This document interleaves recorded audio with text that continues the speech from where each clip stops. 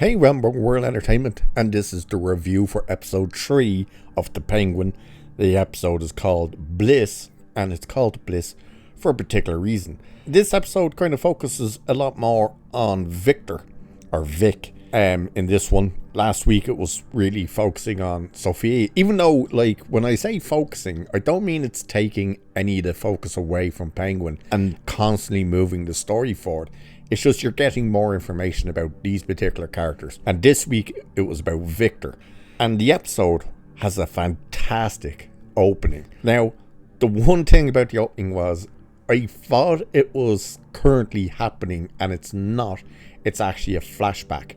I'm pretty sure it didn't come up saying before the flood or anything like that. But we get to meet his family. And we meet his mother, his sister, and his father. We also meet a girl that apparently it's his girlfriend, whose name was Garcilla. I think it's how you pronounce it, Garcia or Garcilla. So he's going to meet her later that evening because in the Batman you were told that you were going to be able to see this explosion, and they're going to go to these rooftops to watch this fire that they think it's only going to be. And while up on the roof, so they're having a conversation. You meet his family. He's having a conversation with his family. His father is a mechanic who's getting underpaid, and he's Victor's saying to him, like, you know, do you not think you should be asking for more money? You know, surely you want more than this. And the father's quite content with what he does. So Victor goes and meets his girlfriend on the rooftop, and we meet this other character. I can't remember what he was called. Very, very briefly, they may be setting this character up for something later. I'm not sure, because when we meet him, it's kind of, oh, I didn't know he was going to be here. That he's meant to be a bit of a scumbag, apparently. But him, Victor, and whatever her name is, Garcilla. I'm probably butchering how that's actually pronounced, but either way, they go and they're having a talk, and she wants to get out of Gotham altogether. She's like, I can't wait to get out of this shithole. What about you? And he's like, I love it here. You know, the city's wild. And as he says that, the first kind of explosion happens where you see the fire and they think like, oh wow, this is cool, this is exciting. But then a massive one happens behind them. And then it's starting to happen all around them. And it's, of course, the flood walls being brought down. And like, there's a great scene. They hit deck while they're on the roof, and you see all the stones on the rooftop starting to vibrate as the next explosion goes off beside them. But where they are is literally this kind of, it's not a high rise, but it's a taller building than most, and he can see his apartment block from where they are. And you see the wall coming down, the water coming through, smashing through. The effects, by the way, of the explosions and the flood in this scene are fantastic. For a TV show, fantastic. And we see it, and he notices it's like heading right for his apartment, and he tries to phone his parents, and no luck. You know, the water just envelops his apartment, and that's how the episode opens.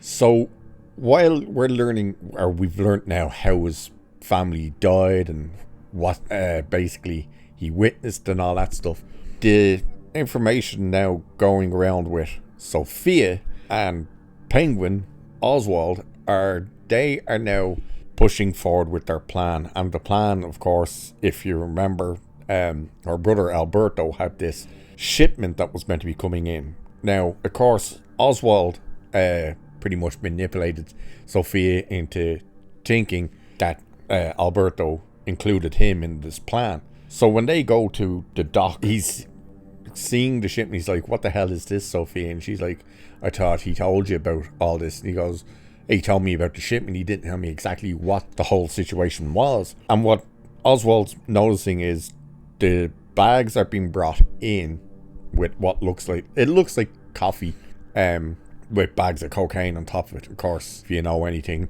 if you watch enough films as well, you know coffee covers the scent of the cocaine for dogs. But it says on the bags, like, not the bags of cocaine, these big, you know, like the garbage bags that you can get, the big industrial yokes that normally construction workers use.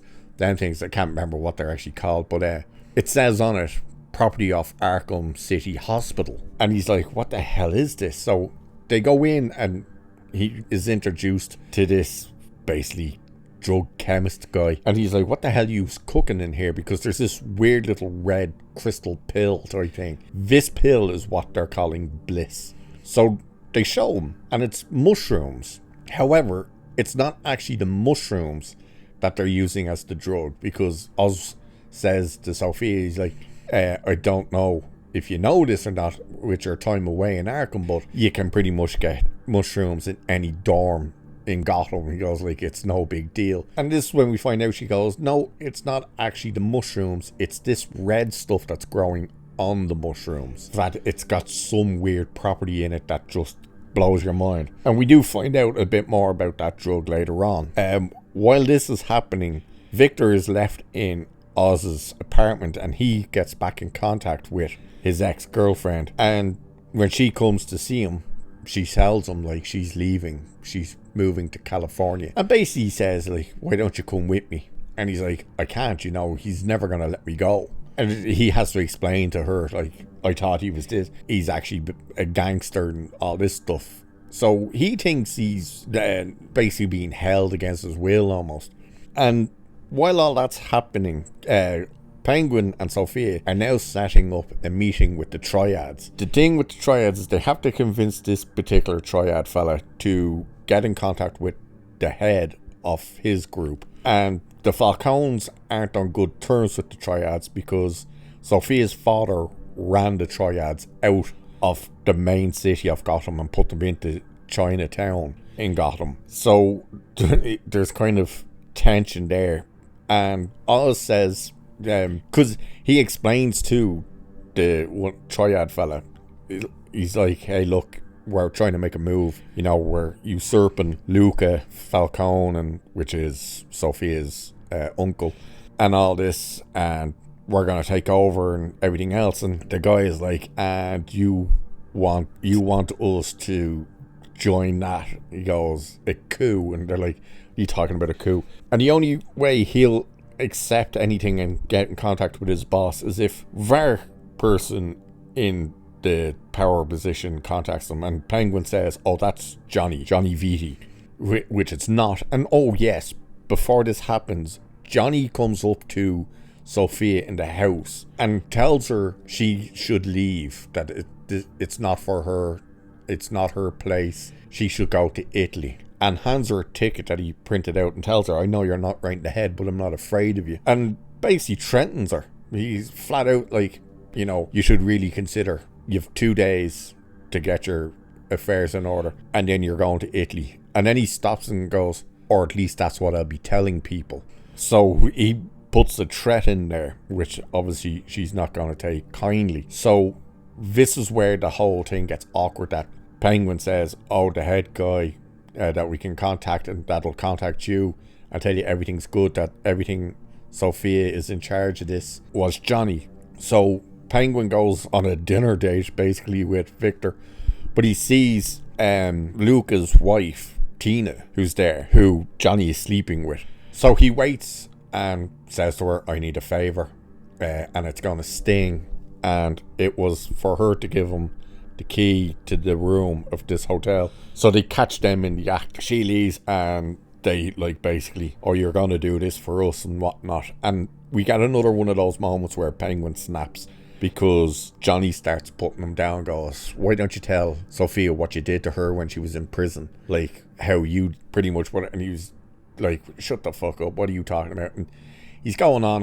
And then he starts saying, like, you think you're smart, don't you? And he's like, you're not smart. He's putting him down and goes, we only keep around the Penguin as for something to laugh at. And of course, Oswald snaps and shoves the phone in his mouth and starts saying, like, does this feel funny to you? And he almost kills him, but he doesn't.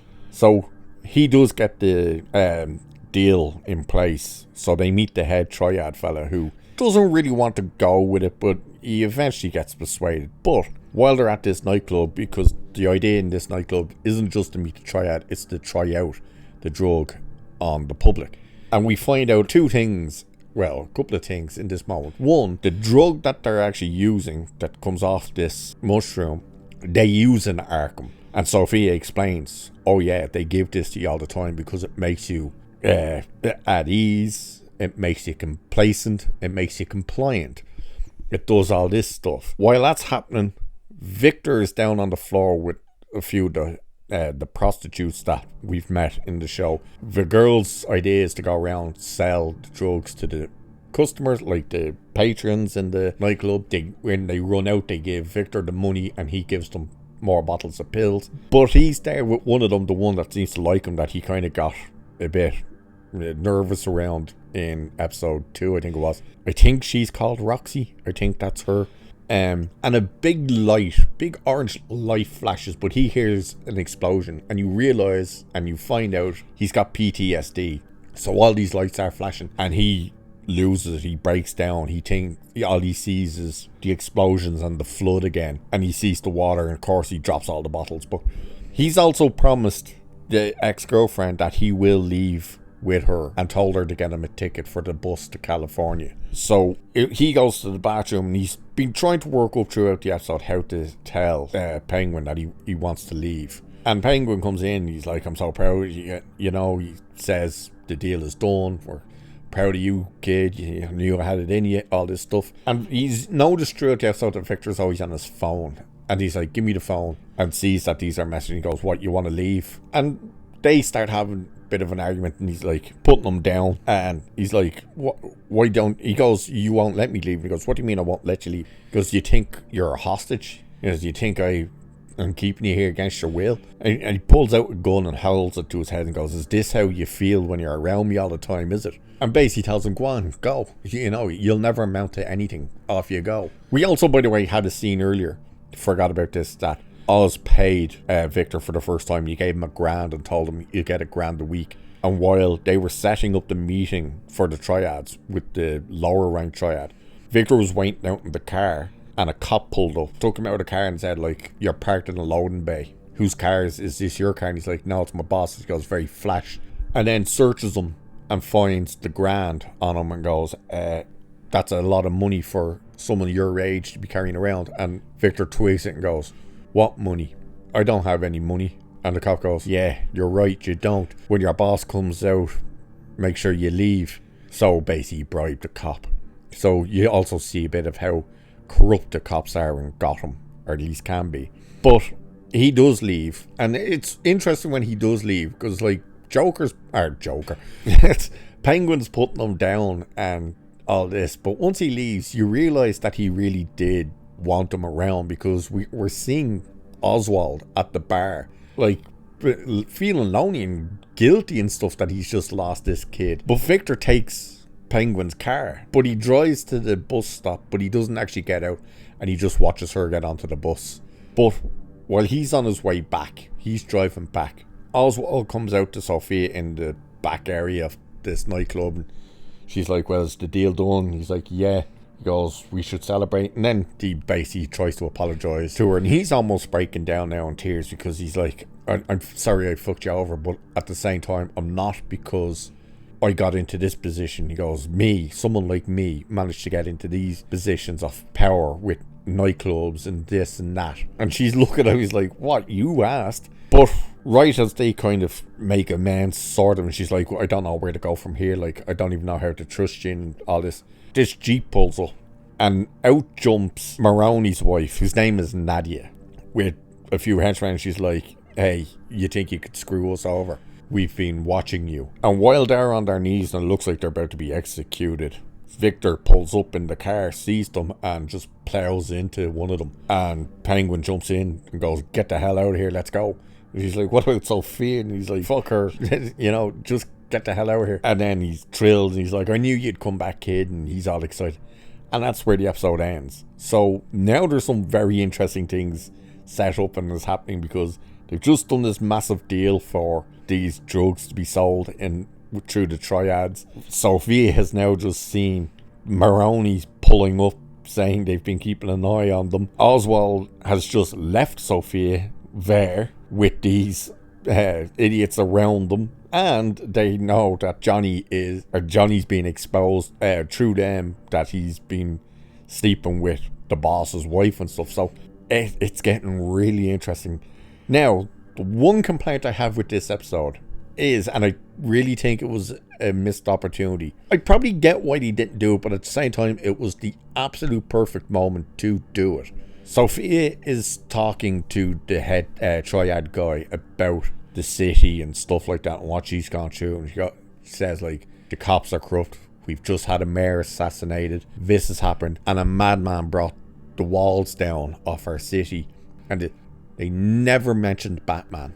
That was the perfect opportunity for her to go, and there's a madman in a mask running around trying to be a defender for the city, and they didn't. I had to rewind it. I initially thought she said there's a madman fighting for the city, and it wasn't. She said the madman tried to destroy the city. But other than that, another great episode. Again, great character building.